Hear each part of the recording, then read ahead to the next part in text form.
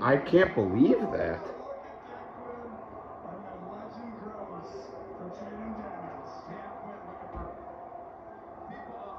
I fucking hate Cleveland defense so much. You could have sent 8 and that you would have won. I'm gonna vomit. I'm actually gonna vomit. What did I watch? I'm actually gonna vomit. They gave Jalen Daniels 8 years to throw the ball. Launch it up. Boop! Tipped up. Touchdown. And now we have the hardest damn schedule remaining in all of football. What? Oh my God, that was... I can't believe this. They stole that game. The Bears stole that game and they gave it back. God. Man.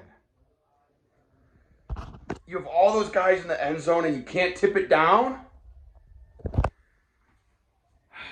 I'm going to puke. I'm actually going to puke.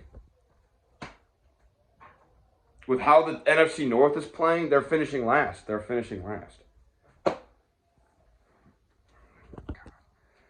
I don't even know what to say. I don't.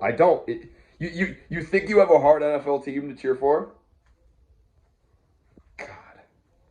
My lips are chapped as hell. Man. Ugh. I'm done. I'm so done.